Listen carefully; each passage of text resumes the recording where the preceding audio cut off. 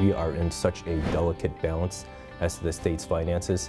We're going to really have to identify what is highest and best use of every single taxpayer dollar. Los Angeles is right on the precipice of the cliff, and it's true, but it doesn't have to be. We can really solve the problem. Somebody needs to stand up and say, guys, it's your tax money. California does not own a printing press. You can use business, the most powerful economic engine. You can use business as a positive vehicle for change. California is facing a debt crisis, but Sacramento doesn't seem to have the answers. Tonight, in our ongoing Fox 11 News special, Saving the California Dream, we'll hear from political and business leaders on the solutions they believe can make our great state shine. Our series producer, Heidi Cuda, who brings us these stories each week, is here now with us. Heidi? Thank you, Carlos. Everybody I've been talking to says we need a huge culture shift, and that starts with learning from our mistakes. There's a great line from author Joan Didion: "The future always looks good in the golden land because no one remembers the past." Well, here's one we have to remember: how California wasted $500 million on a failed IT project. 2 Superior Court judges broke their code of silence with us to tell just how big a failure this was. From the get-go, this project has been a disaster, from the very, very beginning. This waste, and that's the only word for it, is inexcusable. How frustrating is it for you to know this could be the biggest IT debacle in California state history? I think it will go down as the worst IT debacle in California state history. But what we fear is that it's like the horror movie, where just when you think it's dead, it comes back out of the bathtub. Yeah, beware of the shower curtain. That judge you just heard from is concerned the project will be revived, and like any government agency, more money is thrown at it. And really, what's another $500 million when our own State Controller John Chiang has identified $3 billion in state waste and inefficiencies? California got into massive financial debt because of a lot of small and big bad financial decisions.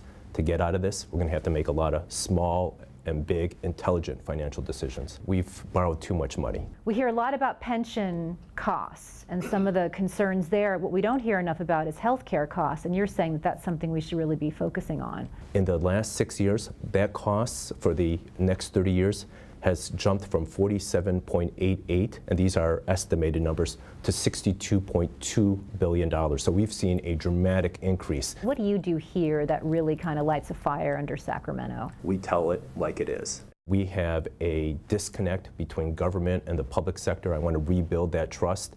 If you're going to rebuild that trust, you're going to have to put the numbers up front to people. What should we be telling Californians that they can do to help deal with some of these issues at hand? We're going to have to demand better political leadership. The disconnect now has become even broader because you figure that judge basically took your power away. Tell me about that. Yeah. Well, earlier this week, the judge basically said the Proposition 25 initiative that the voters passed in November of 2010 is meaningless. They said, in essence, when the legislature passes a budget, it's a balanced budget, and we know that's not the case. And you said basically, look, you don't have a budget, you're not getting paid. That was your position. Well, we said, the voters said in Prop 25, you have to have a balanced budget. They were angry, they were frustrated. Witness what happened before 2010, last year. We had a budget in 2008 that went up to September 23rd, when it was supposed to be done by July 1st. I love what the judge said, how if he allows you that power, then you're more powerful than the governor, and everybody would be running for state controller. And in a sense, because you are showing us these numbers transparently, month after month, you do have significant power in this state. Well, I have power because I give it to the people. I have the power of the numbers, and you have to share the information with the people so that they can hold their elected officials accountable. Absolutely. Carlos said something so interesting. He said, we're actually still suffering for our own apathy. Voter apathy has really taken a hold. The past voter apathy, I think now voters are starting to key in because so many of them are out of jobs, so many are looking to government to help, and government can't help because of the mess that we've gotten ourselves into. Well, government can't do everything. Obviously, at the very core, if you want a responsive democracy, you have to have active citizen participation.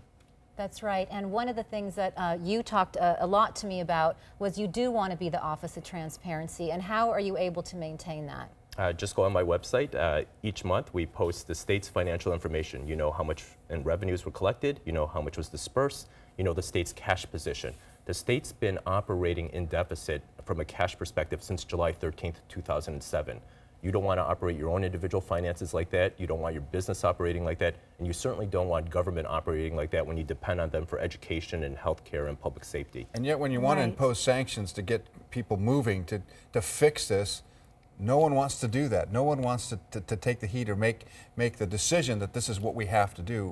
What's to be done about that? Is that the governor's role? Is that your role? Whose role is it? Well, it's all of us. All of us have to make adult decisions. Across America, unfortunately, we've taken on far too much debt. If you look at the Federal Reserve charts, whether it's government, whether it's the private sector, whether it's consumers, over the last 2 decades, Wall Street, America has to delever, and then we'll get back to a great standard of living. But we have to make sacrifices now. And this is a solution-based series, so what are some solutions? We talked about the health care costs that are going to be so outrageous. What can we do now? As pointed out a little bit earlier in our earlier discussion, I'm auditing very aggressively. I want to make sure that we have the best practices in place. We're in the 21st century. We shouldn't be using 20th century practices.